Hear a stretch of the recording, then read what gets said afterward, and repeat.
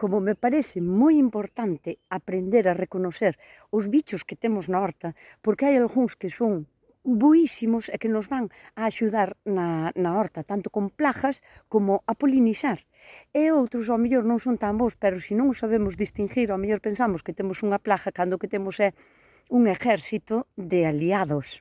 Por exemplo, o escarabajo soldado, que dai ven que forme un exército, é un fabuloso aliado na nosa horta. Cando é grande, o sea, cando é adulto, alimentase de néctar e de polen, co cal é moi importante terlle según que flores, sobre todo umbelíferas, o sea, flores que teñan como forma de sombrilla, de umbela, de paraguas, e sobre todo o cardo azul, que é o que trouxen eu pa a horta exclusivamente para que me viñera vivir a horta este tipo de escarabajo, e conseguino.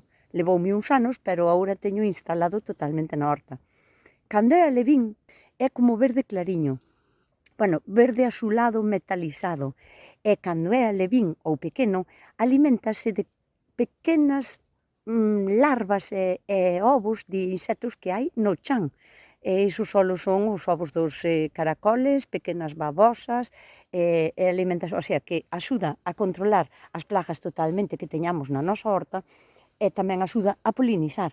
Ten un vuelo moi forzado, digamos, non é un gran volador, pero chégalle para ir de flor en flor.